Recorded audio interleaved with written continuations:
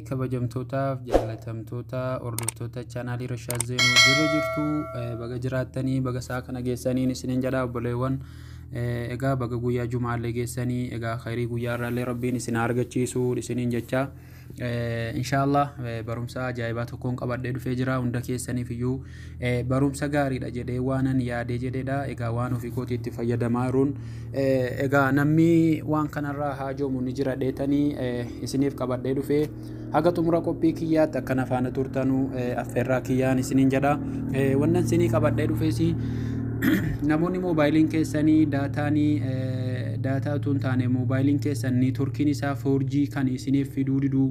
egaa 2GB 3GB kun shabakaan isaa baay'ee dadhabaadha shabakaan amma yeroo ammaa 5GB tti ol siqee jira duraanii 4GB dha 4GB kanarraa akkamitti godhannee yeroo hunda akka irraa nu duraan buunee appilikeeshina wayii fayyadamnee akkamitti godhannaa jechuudhaan qabadhee isiniif dhufee egaa haga xumuraatti na faana turaa isiniin jedha appilikeeshinii sanas kunoo isa kanadhaan isiniin jedha egaa liinkii isaa YouTube koo jalallee isiniif hankaa achirraallee tuqxanii buufachuu ni dandeessu egaa YouTube chaanaaliin kiyyas kunoo YouTube channel kiyya kunoo isa kanadhaan isiniin jedha Rashaad Zeenuu jettanii yoo gubbaa kanarratti sarchii gootanii jettanii dhufee isinii ba'a jechuudha kunoo akkuma arguu jettan Rashaad Zeenuuti viidiyoo garaagaraa kanan gadhiise jira bakka viidiyoo kana tuqxanii viidiyoo garaagaraati wannan barsiisee jiru asirraa argachuu illee ni dandeessu waan isin dhibee jiru kan isiniif as keessaa dhabdan immoo koomentii jalatti illee na gaafachuu ni dandeessu isiniin jedha liinkii isaa immoo as jalan isiniif kaa yeroon jedhu akkanatti tuqxanii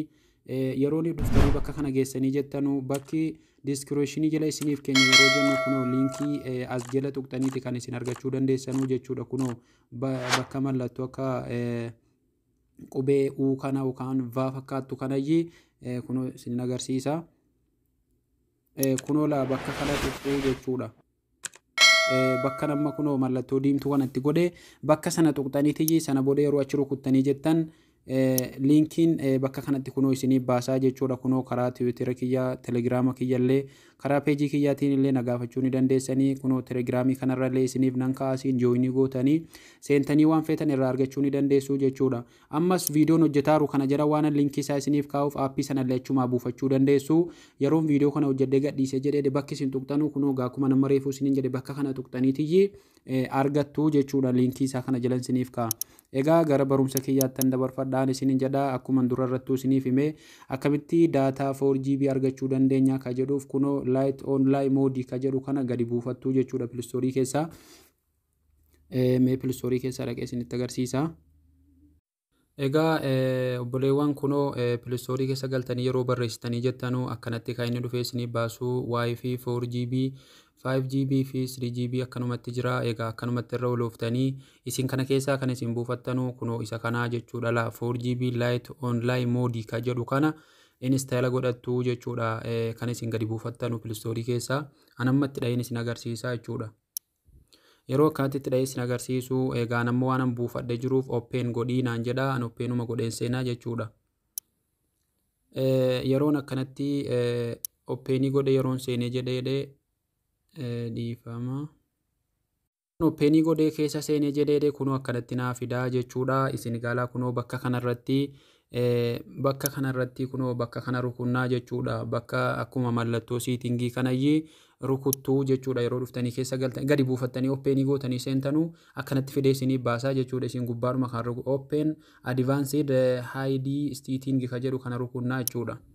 yeroo akkanatti rukunnee jenneen egaa kunoo akkanatti fidee isinii baasaa jechuudha kunoo akkuma arguu jirtanii akkanatti yeroo inni fidee isinii baasee jedhee kunoo mallattoo akka gadi deebituu kana arguu jirtanii kanaan irra marsuu jiru yookaan immoo itti mareen isin agarsiisa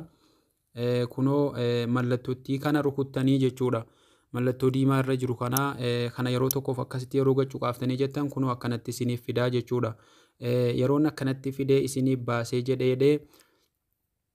kana keessa kanarra godhattu jechuudha akkuma irra godhadhee jiru kunoo light online kanarra godhattanii jechuudha raayitiin keessa yoo bakka biraarra jiraate kunoo kanarra godhattanii jechuudha kunoo akkanatti kanarra godhattanii egaa wanti biraan jiru kanumadha jechuudha